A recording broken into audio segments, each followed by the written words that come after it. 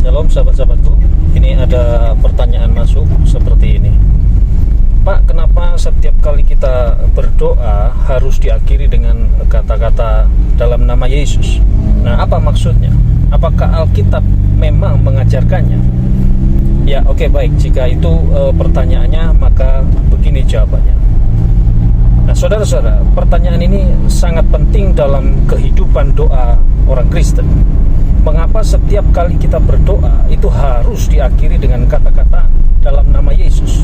Nah, tentunya ini bukan sekedar kebiasaan atau formula religius, tetapi memiliki makna teologis yang mendalam dan mendasar di dalam iman kekristenan. Nah, berikut penjelasan teologisnya ya. Yang pertama, dasar Alkitabiah ya. Yesus sendiri yang memerintahkannya. Saudara-saudara, Yesus sendiri mengajarkan agar kita berdoa di dalam namanya. Nah, ini dapat dilihat dari beberapa pernyataannya di dalam Injil Yohanes. Seperti satu contoh di dalam Yohanes 14 ayat yang ke-13. Dikatakan di sana apa? Dan apa juga yang kamu minta dalam namaku, aku akan melakukannya, supaya Bapa dipermuliakan di dalam Anak. Kemudian lagi di dalam Yohanes 14 ayat yang ke-14. Dikatakan di sana apa? Jika kamu meminta sesuatu kepadaku dalam namaku, aku akan melakukannya. Kemudian Yohanes 16 ayat 24. Dikatakan di sana apa? Sampai sekarang kamu belum meminta sesuatu pun dalam namaku. Mintalah, maka kamu akan menerima, supaya penuhlah sukacitamu. Doa dalam nama Yesus bukanlah formalitas, tapi adalah ketaatan kepada ajaran Kristus dan pengakuan bahwa hanya melalui Dialah kita dapat menghampiri atau sampai kepada Allah. Itu yang pertama. Kemudian yang kedua adalah Yesus itu sebagai pengantara satu-satunya. Nah, saudara-saudara, kita tidak dapat datang kepada Allah dengan dasar diri sendiri. Karena apa? Karena dosa.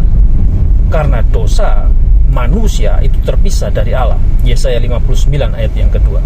Dan satu-satunya jalan untuk kembali adalah melalui perantaraan Kristus. Coba lihat di dalam 1 Timotius 2 ayat yang kelima.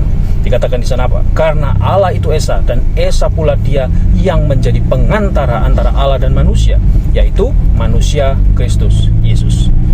Maka ketika kita berdoa dalam nama Yesus, kita mengakui bahwa kita datang kepada Allah bukan karena kelayakan kita, tetapi karena karya penebusan Yesus di atas kayu salib.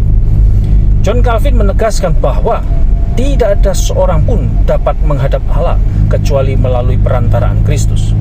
Doa-doa kita tidak akan pernah diterima oleh Allah jika tidak dibubuhi oleh namanya. Itu kata Calvin. Itu yang kedua. Sekarang yang ketiga, kuasa dan otoritas nama Yesus. Nah, saudara-saudara, dalam Alkitab, nama itu mencerminkan karakter, otoritas, dan kuasa pribadi itu. Maka ketika berdoa dalam nama Yesus, itu berarti yang pertama, mengandalkan otoritas dan kuasanya untuk menjawab doa. Itu bisa saudara baca atau lihat di dalam Filipi 2 ya, ayat 9-11. Kemudian berdoa selaras dengan kehendak dan karakternya. Bukan sekedar mencantumkan nama Yesus di akhir doa secara kosong. Kemudian selanjutnya, doa yang benar dalam nama Yesus itu berarti kita, satu, berdoa sesuai dengan kehendak Allah.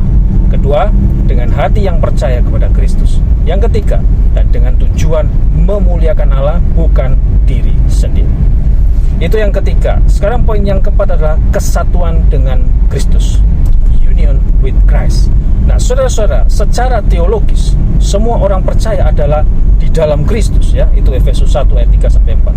Maka ketika berdoa dalam nama Yesus, itu adalah ekspresi dari kesatuan kita dengan Dia. Kita berdoa sebagai bagian dari tubuhnya, bukan sebagai orang asing di hadapan Allah. Charles Haddon Spurgeon berkata, doa yang diucapkan dalam nama Yesus adalah seperti surat yang ditandatangani oleh anak Allah. Itulah sebabnya Bapa di sorga membukanya dan mengabulkannya. Itu kata Spurgeon. Ya, oke. Jadi kesimpulan teologisnya ketika menyebut dalam nama Yesus dalam doa adalah yang pertama, satu ya, tindakan ketaatan kepada perintah Kristus. Kemudian yang kedua, pengakuan bahwa Yesus adalah satu-satunya jalan kepada Allah. Yang ketiga, menyatakan ketergantungan penuh pada pengorbanan dan otoritasnya. Kemudian yang keempat, yang terakhir, permohonan yang diajukan dalam keselarasan dengan kehendak dan karakter Kristus. Maka frasa ini bukanlah semacam mantra Kristen ya, melainkan ungkapan dari iman, penyembahan, dan relasi yang benar dengan Allah melalui Kristus. Ya, oke, jelas ya. Nah, jika masih ada yang bingung, kurang jelas, dan ingin ditanyakan, silakan tulis di kolom komentar. Oke, baik, itu tadi penjelasan singkat dari saya. Kiranya dapat dipahami, memberi pencerahan, menambah pengetahuan, dan memberkati kita semua. Amin. Soli Deo Gloria. Tuhan Yesus memberkati. Shalom.